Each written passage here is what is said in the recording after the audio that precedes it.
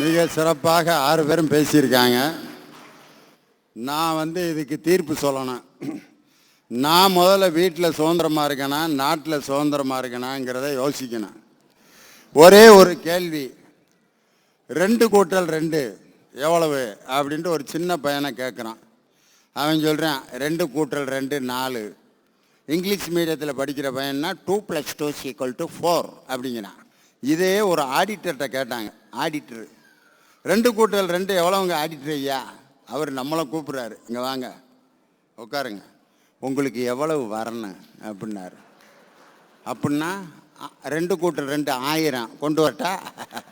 நான் 6 வருஷம் படித்ததே அதுக்காகத்தான். 2 கூட்டல் 2 1 கொண்டு வரட்டா அப்படின்னாரு. இதே ஒரு வக்கீல்கிட்ட கேட்டான். வக்கீல் என்ன சொல்கிறாரு தெரியுமா? 1972ஆம் ஆண்டு குஜராத்திலே சொல்லப்பட்ட உச்சநீதிமன்ற தீர்ப்பின்படி 2 கூட்டல் 2 4 என்று சொல்லியிருக்கிறார்கள்.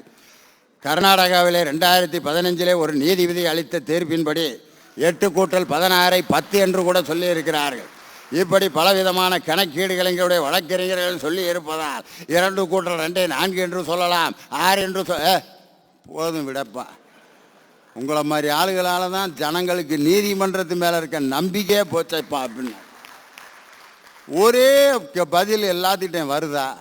மனிதர்கள் எல்லாரும் வெவ்வேறு. இன்னைக்கு இவ்வளோ நேரம் ஒரு பேச்சை கேட்குறோம்னா, ஒரு பலாப்பழத்தை அறுத்து டக்குன்னு சாப்பிட முடியாது. அந்த பலாப்பழத்தை அறுக்கிறதுக்கு கையில் தடவுறோம்ல எண்ணெய், அதுதான் நகைச்சுவை.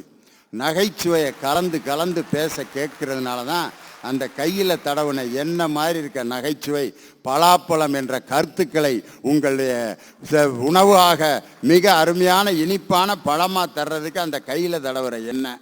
அதே மாதிரி ஒரு பெண்கள் வீட்டில் சூடான பாத்திரத்தை தூக்குறதுக்கு ஒரு துணி பயன்படுத்துவாங்க. அது துணியை பிடிச்சி இப்படி இறக்கி வைப்பாங்க.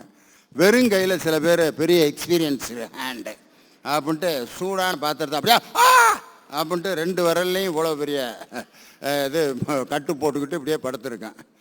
அதனால் அந்த துணியை பயன்படுத்துகிறோம்ல, அந்த துணி மாதிரி தான் வாழ்க்கையில் ஒரு மனிதனுக்கு ரிலாக்ஸேஷன். அதை விட ஒரு சுமையை தூக்கி கொண்டு செல்கிறவங்க இடையில ஒரு துணியை முடிஞ்சு வைப்பாங்க பார்த்தீங்களா, சும்மாடுன்னு பேர்.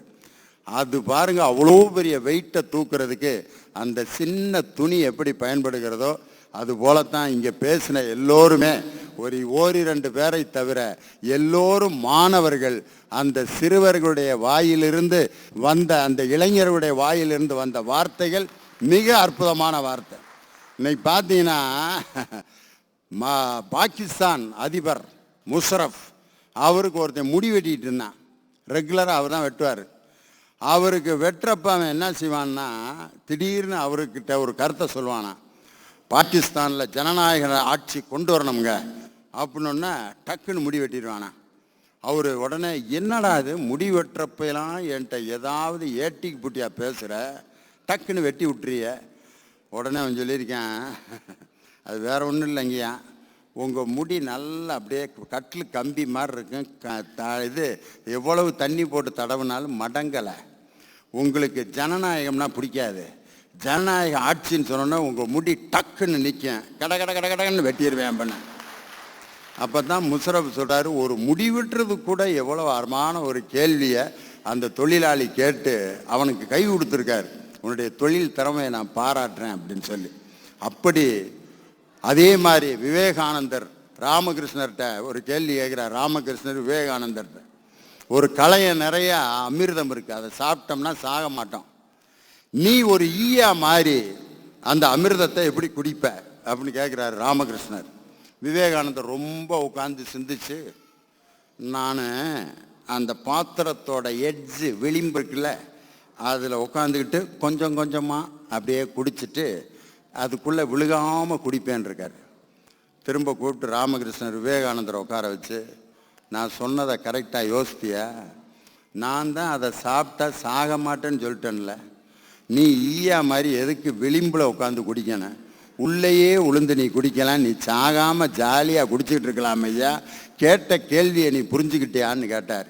இன்னைக்கு நாட்டில் ஒரு மனிதனுடைய உரிமையை இன்னொரு மனிதன் எப்படி பறிச்சுக்கிட்டு இருக்கான்னா, சமுதாயத்தில் ஏகப்பட்ட கட்டுப்பாடுகள், ஏகப்பட்ட செய்திகள் எழுதி போட்டிருக்கு. ஒரு கழிப்பறையில் கூட ஆண்கள் பெண்கள் எழுதி போட்டிருப்பான். மருத்துவமனைக்கு செல்லும் வழி, சிறுநீர் கழிக்காதீர் அப்படின்னு எழுதி போட்டிருப்பேன். அதே மாதிரி இங்கே கீப் லெஃப்ட், இடது பக்கமே செல்க, தலைக்கவசம் உயிர்கவசம், அதெல்லாம் எழுதி போட்டிருப்பாங்க. இதெல்லாம் வந்து எங்கேயாவது எந்த வீட்லையாவது எழுதி போட்டிருக்காங்களா? எந்த வீட்லையாவது கிச்சனுக்கு செல்லும் வழி அப்படின்னு எழுதி போட்டிருக்கானா? துவைக்கிற அறைக்கு செல்லும் வழி எழுதி போட்டிருக்கானா?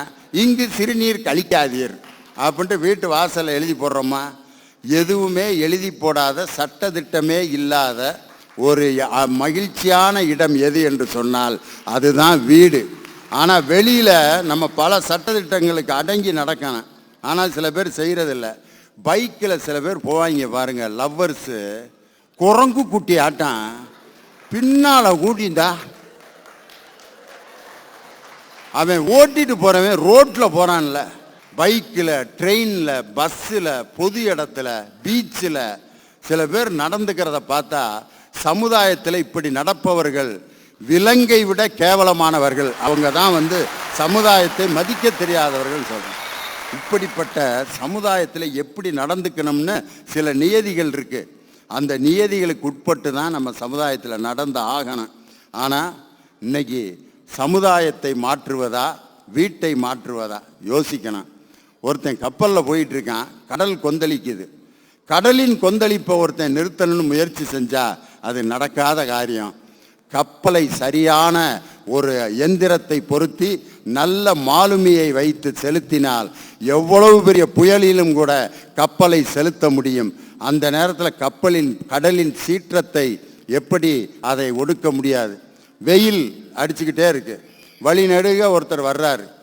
வழி நெடுக அவர் வர்றதுக்கு வெயிலுக்கு பந்தல் போட்டுக்கிட்டே போகிறாங்க. திண்டுக்கல்லேருந்து திருச்சி போகிறாரு. திருச்சி வரைக்கும் பந்தல் போட்டுக்கிட்டு ஐயா நிழலில் வரணும் அப்படின்ட்டு பந்தல் போட போட நடந்து வந்தாருன்னா 8ஆம் தேதி பிறப்பிட்டாருன்னா 30ஆம் தேதி தான் திருச்சிக்கு போக முடியும். ஆனால் என்ன செய்யறான்? வெயிலை நிறுத்துவதற்கு நான் முயற்சி செய்யலை. கையில் ஒரு கொடையை பிடிச்சி நம்மை நாமே காப்பாற்றி கொள்கிறோம். ஒரு கொடை இருந்தால் வெயிலிருந்து நம்ம காப்பாற்றிக்கிறோம். பாதையில் ஃபுல்லாக முள்ளாக இருக்குது. ஒரு 10 வேலையாளை விட்டு வெட்டிக்கிட்டே போங்கடா, காலில் குத்திக்கிட்டே இருக்குது. அதனால் வெட்ட விட்டு நடக்கிறது இல்லை. ஒரு செருப்பு எடுத்து மாட்டிக்கிறான். முள்ளு குத்தினாலும் நம்மை அது தாக்குவதில்லை. எனவே சமுதாயத்தை மாற்றுவது என்பது எப்போ நடக்கும்னா ஒரு தனி மனிதன் மாறினால்தான் சமுதாயம் என்பது மாறும். நான் முதலில் மாற வேண்டும். என் வாக்குரிமையை முதல்ல நான் பயன்படுத்தணும். 200 ரூபா கொடுக்குறான், 500 ரூபா கொடுக்குறான், 1000 ரூபா கொடுக்குறான். போனதுக்கு 500 ரூபா கொடுத்தேன், இப்போ 300 தான் கொடுக்குறேன் அப்படின்ட்டு படித்தவன் கேட்குற அளவுக்கு தனபால் சொன்னது மாதிரி வாக்குரிமையை விலை கூறி விற்கக்கூடிய அந்த கேவலமான கலாச்சாரம் இந்த நாட்டிலே நடந்து கொண்டிருக்கிறது. தனி மனிதன் என் வாக்குரிமைக்கு நீ விலை பேசுவதற்கு நான் ஒன்றும் நாய் அல்ல, நல்ல விலை கூறி விற்பார். அந்த நாயிடம் யோசனை கேட்பதுண்டோன்ட்டு என்னுடைய வாக்குரிமைக்கு நீ விலை வைக்க கூடாது என்று தனி மனிதன் எப்பொழுது முடிவெடுத்து திருந்துகிறானோ அப்பொழுதுதான் நாட்டில் சுதந்திரம் இருக்கும். வீட்டிலே குழந்தைகளுக்கும் மனைவிக்கும் கணவனுக்கும் அற்புதமான சுதந்திரம் கிடைத்திருக்கிறது. காரணம் சட்டதிட்டங்கள் இல்லாத ஒரு சமூக அமைப்பு வீடு. ஆனால் சட்டதிட்டங்களும் ஏகப்பட்ட கட்டுப்பாடுகளும் இருந்து நாட்டிலே பணம், ஜாதி, மதம் ஆகிய பிரிவினைகளை மக்களிடம் தூண்டிவிட்டு சுயநல பேர்வழிகள் அவர்கள் மக்களை சரியாக பயன்படுத்தி கொள்கிறார்கள். எனவே சுதந்திரம் என்பது வீட்டில் நன்றாக இருக்கிறது, நாட்டில்தான் சுதந்திரம் இல்லை என்று சொல்லி சுதந்திரம் என்பது வீட்டிலே வீட்டிலே வீட்டிலே என்று வீடு திருந்தினால் நாடு திருந்தும். நல்ல வாய்ப்புக்கு நன்றி. அனைவருக்கும் என்னுடைய சுதந்திர திருநாள் வாழ்த்துக்களை சொல்லி உங்களிடமிருந்து விடைபெறுகிறேன். நன்றி, வணக்கம்.